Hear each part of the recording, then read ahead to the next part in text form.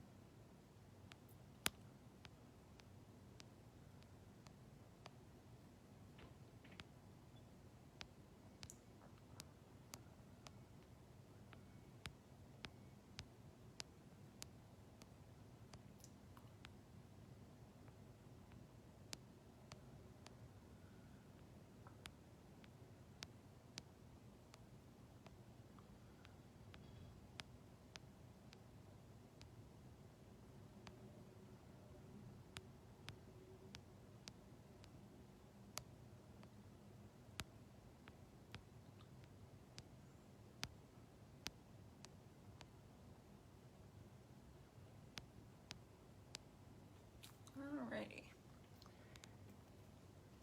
And there we go. All right, guys, Bill's here. What's happening?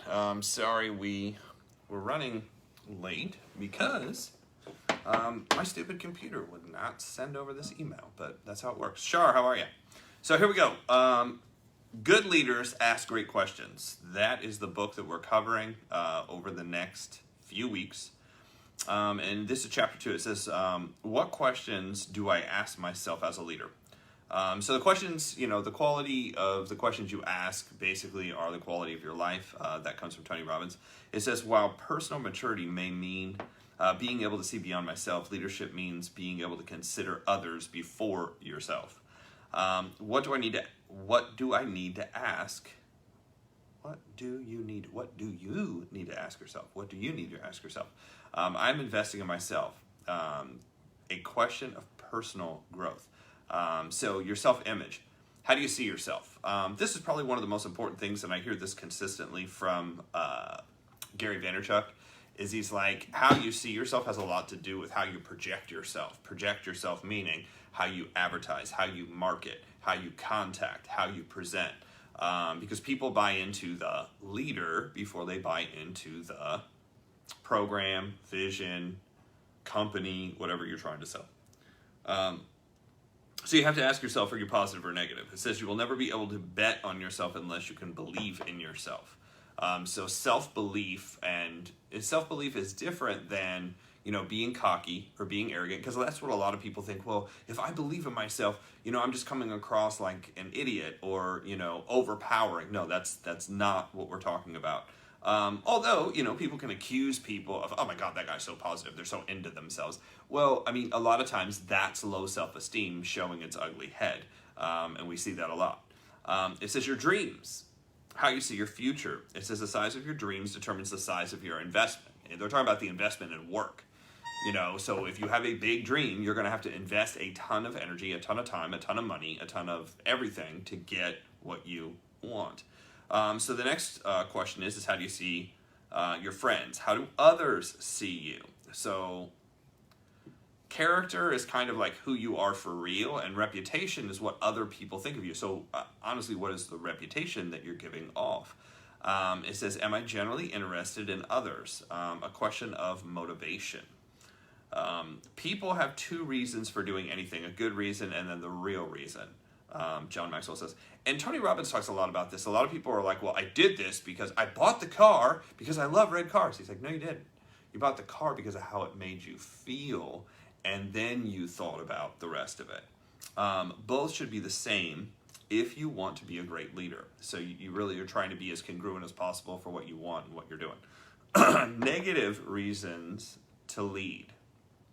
He said, these are never good reasons to lead. I just want the power. Usually, in a lot of cases, people end up with positions and they do end up with that power, and then they abuse that power, unfortunately. And he talks about that later, where he's kind of like, you're always in a position to abuse a power if you have the power.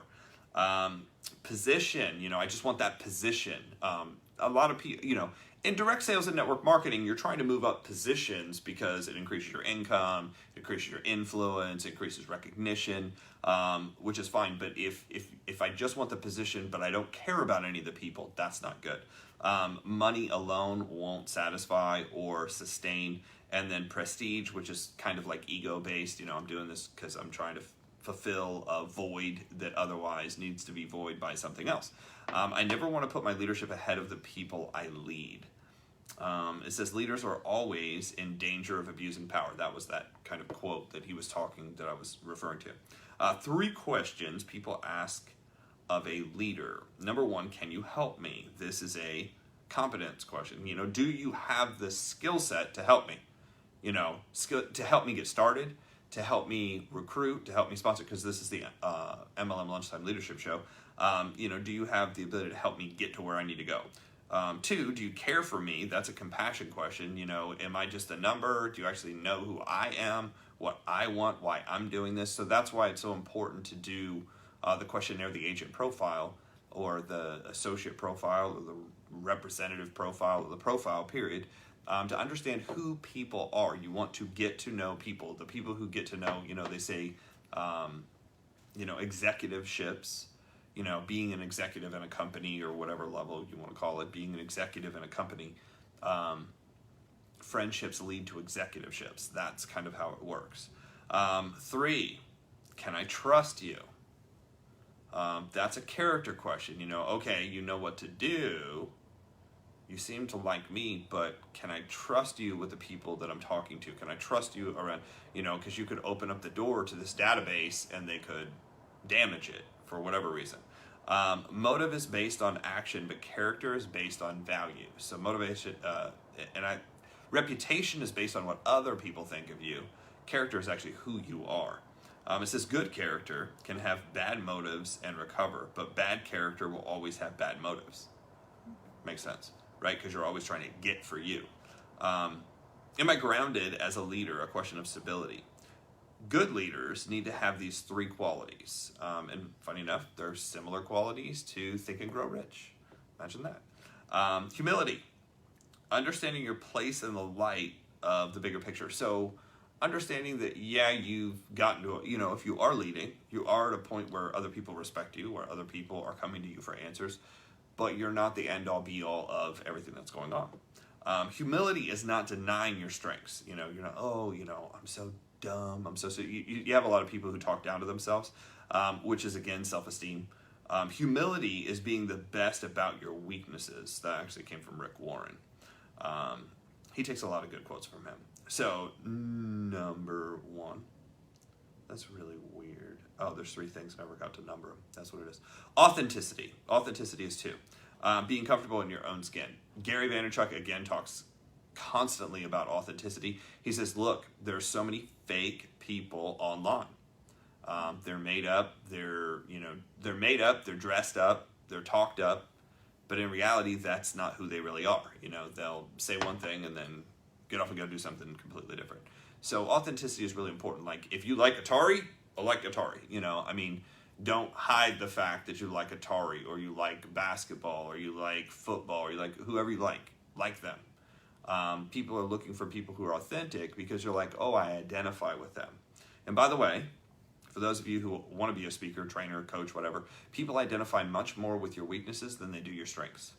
So it's usually, if you want to be a great communicator, a great speaker, and you are talking about anything, talking about your weaknesses and showing people that you're not perfect is actually better, and a better way to connect with people than telling them everything about how great you are. Because people are like, I don't know. A calling, having a purpose that's bigger than you. A dream is something you could really want to do. A calling is something you have to do. Work isn't work unless you'd rather be doing something else. I thought that was kind of cool. Wish needs quotes around it. I continually edit my own work here.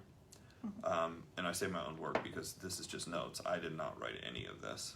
I mean, I wrote it, but I copied it from somebody else. When I found my why, I found my way. When I found my why, I found my will. And when I found my why, I found my wings. So what he's saying is that's what gives you energy. When you find out why you're doing something, what you want, and how you're going to do it, kind of like the plans. So why you're doing what you're doing, I want to be successful to be successful. Why are you doing that? Well, because I have these dreams that I want to accomplish, the house, the car, the whatever, family, entity and travel and stuff. Okay, well, and the goal is to get to whatever level in your company. Your plan is how you're going to do that. How can I make my team better? That was John Wooden. He says, every day I try to follow the following. Promote a full commitment. Promote a full commitment. Guys, if you're going to make it, I love this quote. He's like, you can't give 110%. You can only give 100% every day. If you miss 10% today, tomorrow, the next day, and a whole week goes by, you can't give 150% the next week and make up for it. It doesn't work like that. And that was his next quote. You can only give 100% each day. You can't make it up tomorrow. Create an environment of encouragement and support. So one of the things that I had to get good at was picking out what people want, who people are, what people are good at, and then, Facebook is a great, this is what Facebook could be used for, is pointing out what people are doing well, and then saying, hey, we should congratulate this person. I've been doing this on our own team recognition team site, and also in the company. I've been able to do that because a lot of companies have their own page, and I've been putting that onto the company page. And it helps so much because then you're getting encouragement for people all over, and you're also helping them because they're like, okay, somebody else is doing something good. And it also kind of shows, acknowledges, hey, this is what we should be doing, really doing. Acknowledge the skills and contributions of others. Compliments. C, identify adversity as in the opportunity to develop character. Teamwork is never tested during good times. Because during good times, it's just you're on fire, everything works out. But all of a sudden, when you're struggling, watch this. When you're losing and the points are down, now all of a sudden you see what the teamwork really is about. D, it says consider each person's strengths and weaknesses. Strengths and weaknesses. If you want to fail yourself, you can, but you cannot do your own thing if you have responsibilities to team members.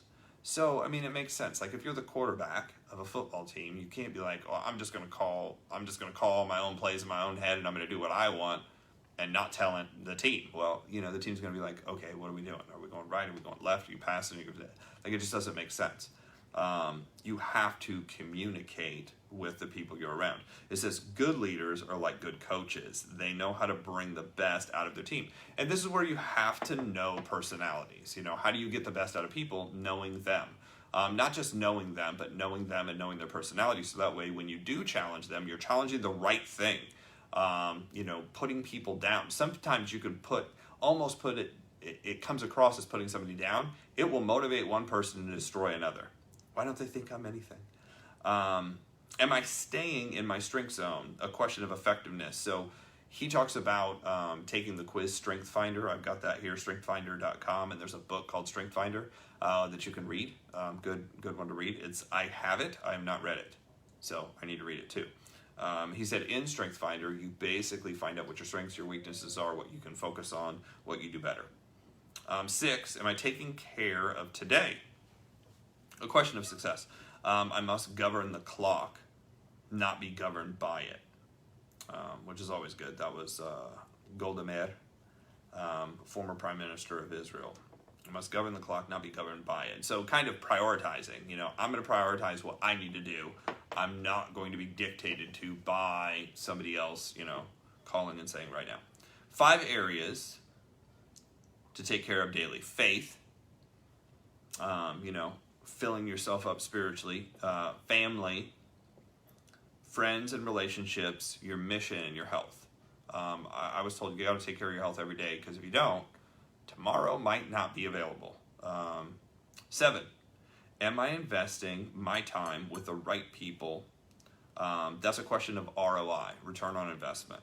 It says the best way to recruit great leaders is to know what one looks like and then become one. So if you study leadership and you start understanding what leadership takes, and you start becoming that, you don't get what you want. You attract who you are, which is really sad.